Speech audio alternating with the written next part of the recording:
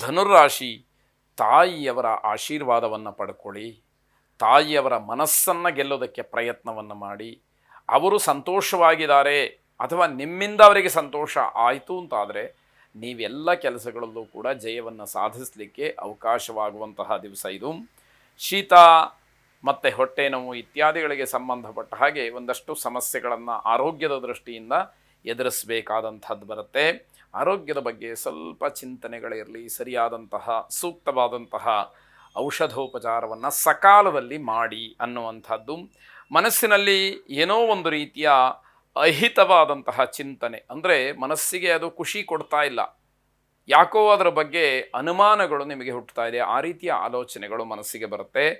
ದೂರಿನ ಪ್ರಯಾಣದ ಚಿಂತನೆ ಮನಸ್ಸಿನಲ್ಲಿ ಬರಬಹುದು. ಸಹೋದ್ಯೋಗಿಗಳಿಂದ ಉತ್ತಮವಾದಂತಹ ಸಲಹೆಗಳನ್ನು ನೀವು ಪಡ್ಕೊಳ್ತೀರಿ. ಆದರೆ ಕಾರ್ಯರೂಪಕ್ಕೆ ತರುವಾಗ ಮತ್ತೊಂದು ಸಾರಿ ಚಿಂತನೆಯನ್ನು ನಡೆಸಿ ಕಾರ್ಯರೂಪಕ್ಕೆ ತನ್ನಿ ಎನ್ನುವಂಥದ್ದು. ಹೃದಯಕ್ಕೆ ಸಂಬಂಧಪಟ್ಟಂತಹ ಸಮಸ್ಯೆಗಳಿದ್ದರೆ, ಹೃದ್ರೋಗಿಗಳಾಗಿದ್ದರೆ ಸ್ವಲ್ಪ ಎಚ್ಚರಿಕೆಯನ್ನು ವಹಿಸಿ ಅನ್ನುವಂಥದ್ದು. ಅನ್ನಪೂರ್ಣೇಶ್ವರಿಯನ್ನು ಪ್ರಾರ್ಥನೆ ಮಾಡಿ. ಅನ್ನಪೂರ್ಣೆ ಸದಾಪೂರ್ಣೆ ಶಂಕರ ಪ್ರಾಣವಲ್ಲಭೆ ಜ್ಞಾನ ವೈರಾಗ್ಯ ಸಿದ್ಧ್ಯರಥಂ ಭಿಕ್ಷಾಂ ದೇಹಿ ಚ ಪಾರ್ವತಿ ಎಂಬುದಾಗಿ ನಿಮ್ಮ ಪ್ರಾರ್ಥನೆ ಇರಲಿ. ಈ ಒಂದು ಮಂತ್ರವನ್ನು 12 ಸಲ ಪಠನೆ ಮಾಡಿ. ಶುಭವಾಗಿ.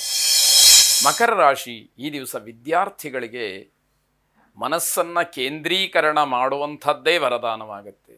ಎಷ್ಟು ಗಮನ ಇಟ್ಟು ನೀವು ವಿಷಯವನ್ನು ಸಂಗ್ರಹ ಮಾಡ್ತಿರೋ, ಅಭ್ಯಾಸವನ್ನು ಮಾಡ್ತಿರೋ, ಅಧ್ಯಯನವನ್ನು ಮಾಡ್ತಿರೋ, ನೀವು ಕಲಿಕೆಯ ಬಗ್ಗೆ ಗಮನವನ್ನು ಕೊಡ್ತಿರೋ, ಅದು ನಿಮಗೆ ತುಂಬ ದೊಡ್ಡದಾದಂತಹ ವರವಾಗಿ, ಧನಾತ್ಮಕವಾದಂತಹ ಶಕ್ತಿಯಾಗಿ ನಿಮಗೆ ಸಿಕ್ಕುವಂಥದ್ದಾಗತ್ತೆ. ಅವಿವಾಹಿತರಿಗೆ ವಿವಾಹದ ವಿಚಾರ ಮುನ್ನೆಲೆಗೆ ಬರುವಂಥದ್ದು, ಅದು ಸಿಹಿ ಸುದ್ದಿಯಾಗತ್ತೆ. ಸ್ವಲ್ಪ ಸಂತೋಷವನ್ನು ಪಡ್ತೀರಿ. ನಿಮ್ಮ ಹೊಸ ಯೋಜನೆಯ ಬಗ್ಗೆ ಕುಟುಂಬದಲ್ಲಿ ಚರ್ಚೆಗಳು ನಡೀತಕ್ಕಂಥದ್ದಿದೆ.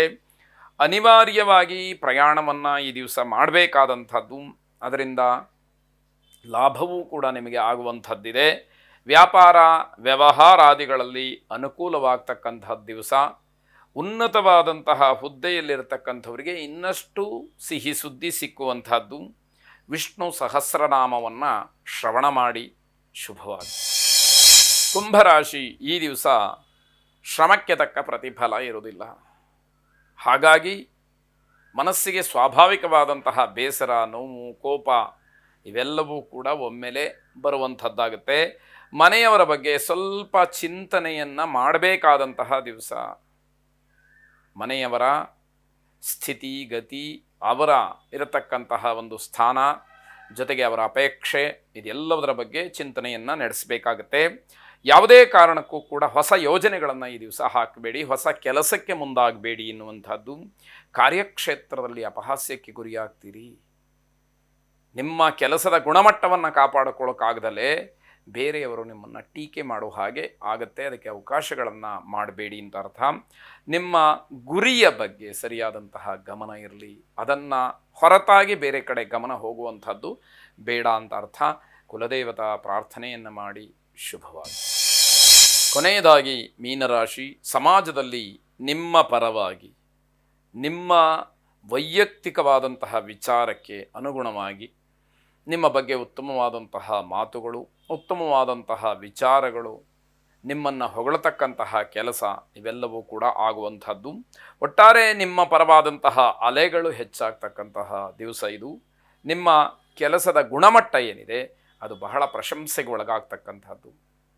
ಜನ ಅದನ್ನು ಮೆಚ್ಚಿಕೊಳ್ತಕ್ಕಂಥದ್ದು, ಹೊಗಳುವಂಥದ್ದು ಎಲ್ಲವೂ ಆಗುತ್ತೆ. ಎಲ್ಲ ಚಟುವಟಿಕೆಗಳು ಕೂಡ ವೇಗವನ್ನು ಪಡ್ಕೊಳ್ಳುತ್ತೆ. ತುಂಬ ಬೇಗ ನಿಮ್ಮ ಕೆಲಸಗಳೆಲ್ಲ ಆಗ್ತಕ್ಕಂಥದ್ದು. ಸಮಾಜದಲ್ಲಿ ಉತ್ತಮವಾದಂತಹ ಸ್ಥಾನಮಾನ, ಗೌರವಗಳು ನಿಮಗೆ ಸಿಕ್ಕುವಂಥದ್ದಾಗತ್ತೆ. ಆಂಜನೇಯ ಸ್ವಾಮಿಯನ್ನು ವಿಶೇಷವಾಗಿ ಪ್ರಾರ್ಥನೆ ಮಾಡಿ. ಆ ಆಂಜನೇಯನ ಅನುಗ್ರಹ ನಿಮ್ಮ ಮೇಲೆ ಇರಲಿ. ಶುಭವಾಗಿ.